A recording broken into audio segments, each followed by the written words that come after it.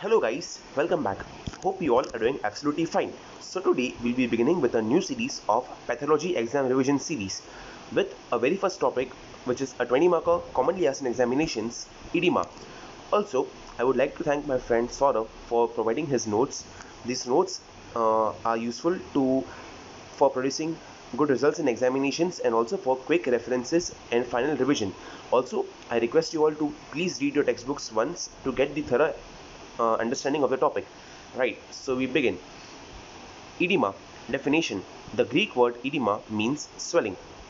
Edema is defined as abnormal and excessive accumulation of free fluid in the interstitial tissue space and serous cavities. Types. Edemas may be of two main types, localized and generalized. Localized, when limited to an organ or limb, example lymphatic edema, inflammatory edema, allergic edema, pulmonary edema, cerebral edema, etc. Generalized, when it is systemic in distribution, particularly noticeable in the subcutaneous tissues, example renal edema, cardiac edema, nutritional edemas. Depending upon fluid composition, edema fluid may be transudate and exudate.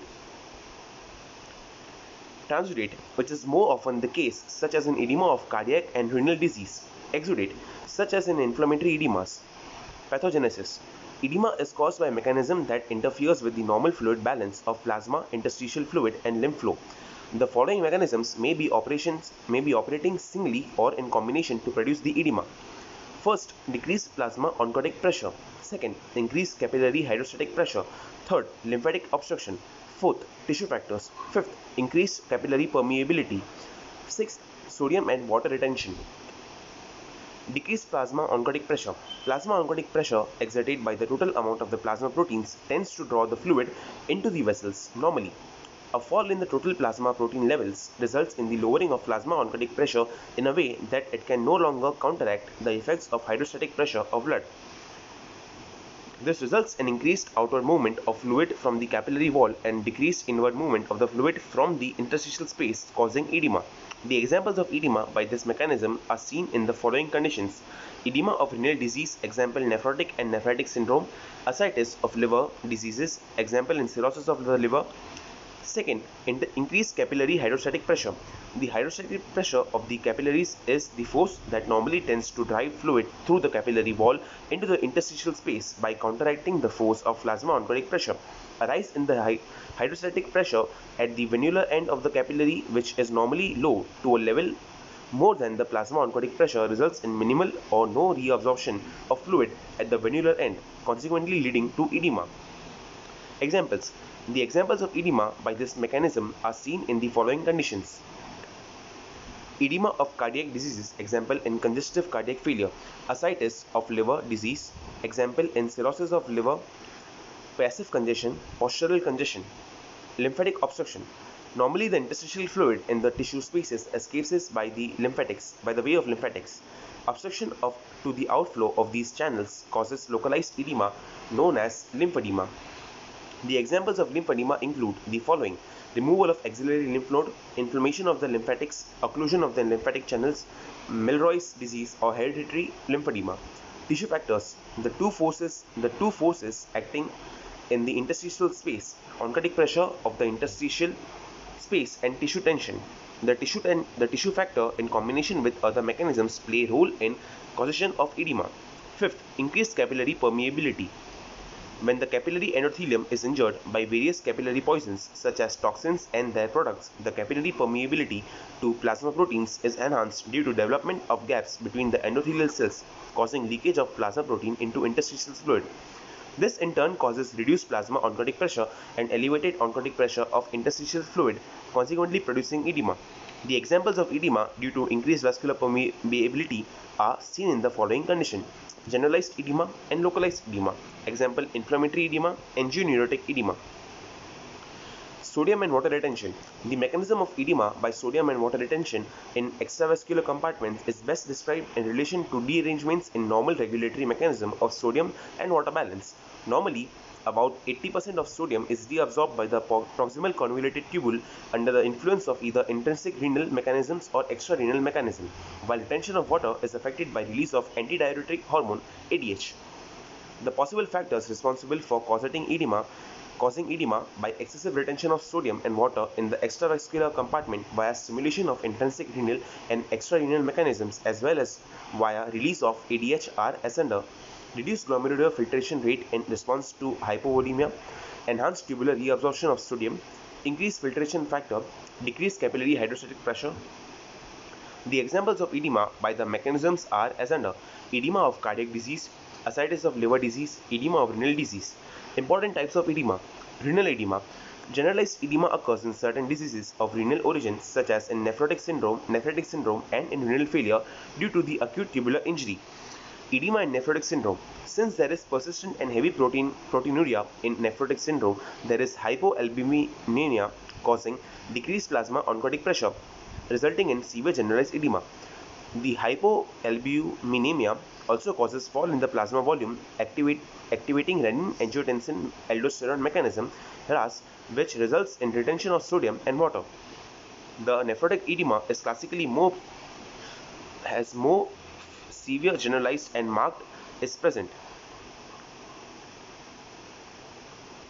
Subcutaneous tissues as well in the visceral organs. Edema in nephritic syndrome. Acute diffuse glomerulonephritis and rapid progressive glomerulonephritis is termed nephritic edema. In contrast to nephritic edema is primarily not due to hypoproteinemia because of low albuminuria, but is largely due to excessive reabsorption of sodium and water in the renal tubules via renin-angiotensin-aldosterone mechanism. The nephritic edema is usually mild as compared to nephrotic edema. Edema in acute tubular injury. Acute tubular injury following shock or toxic chemicals result in gross edema of the body. Second, cardiac edema. Generalized edema develops in right-sided and congestive cardiac failure. Pathogenesis of cardiac edema is explained on the basis of the following mechanisms. Reduced cardiac output causes hypovolemia, which stimulates intrinsic renal and extrarenal hormonal mechanisms as well as ADH secretion, resulting in sodium and water retention and consequent edema. Due to heart failure, there is elevated central venous pressure, which is transmitted backwards to the venous end of the capillaries, raising the capillary hydrostatic pressure and consequent transudation. This is known as back pressure hypothesis. Chronic hypoxia may injure the capillary endothelium, causing increased capillary permeability and result in edema. This is called forward pressure hypothesis. Third, pulmonary edema. Acute pulmonary edema is the most important form of local edema. Etiopathogenesis. The hydrostatic pressure in pulmonary capillaries is much lower. Normally, the plasma oncotic pressure is adequate to prevent the escape of the fluids into the interstitial space, and hence lungs are normally free of edema. Pulmonary edema can result from either the elevation of pulmonary hydrostatic pressure or the increased capillary permeability. Elevation in pulmonary hydrostatic pressure. In heart failure, there is increase in the pressure in pulmonary veins, which transmitted to pulmonary capillaries. This results in imbalance between pulmonary hydrostatic pressure and plasma oncotic pressure, so that the excessive fluid moves out of the pulmonary capillaries into the interstitium of the lungs. Prolonged elevation of hydrostatic pressure, and due to high pressure of interstitial edema, the alveolar lining cell breaks and the alveolar air spaces are flooded with fluid driving the air out of the alveoli, thus seriously hampering the lung function. Examples of pulmonary edema by this mechanism are seen in the left heart failure, mitral stenosis, pulmonary vein obstructions, thyrotoxicosis, cardiac surgeries, nephrotic syndrome, and obstructions to the lymphatic outflow by tumor or inflammation.